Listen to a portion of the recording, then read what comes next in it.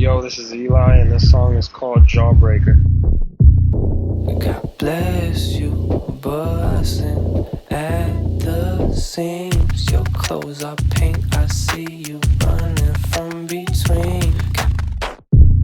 So on the album, Josh was saying, look, we should probably come up with a track that's atmospheric, that's very spacey, kind of gives you a break from this high intensity track of Upside Down.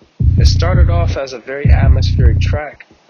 I was doing another stream of consciousness type of verse, and it just wasn't working out. So what I did was I just started experimenting with some other, funky sounds that I had in the library, and just started stacking them and layering them and coming up with a nice groove until I came up with, with what it was. And then and when I sent that to Josh, he was like, yo, how about this? How about we start the track off with the atmospheric portion, and then we flip it into what it is, into that beat.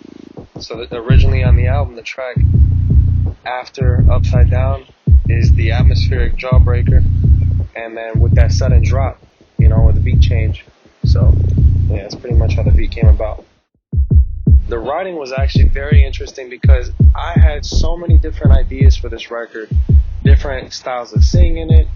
I didn't know if I was experimenting with, screaming on the record.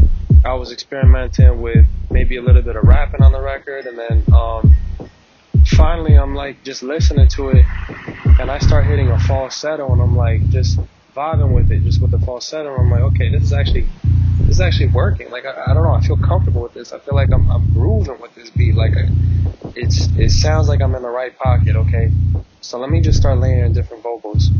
So I start layering, my falsettos. When I'm done with the falsettos, and I start doing, my regular voice, and it just came together.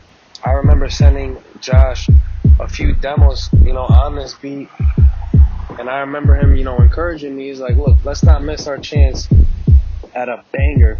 This beat is insane, so let's make sure that the writing is equally as insane and groovy. And so with those words of encouragement, I just went at it. I think my favorite part, it's hard to even say a favorite, but I really like the second verse. The second verse drives it home, just drives, what the song is actually about, and the picture that it paints. And man, you just gotta hear it. I can't really do it any justice here. You gotta hear it.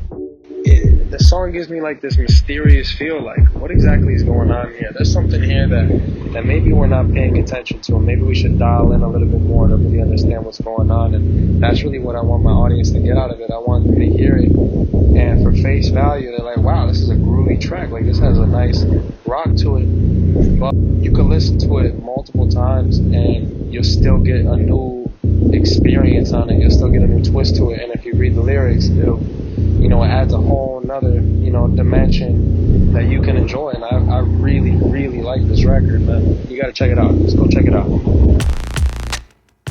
Oh, here I go, getting carried away. You're wrapped around those little sounds, they creeping in but so faint. It's been so long and I can hardly feel my face, but I can't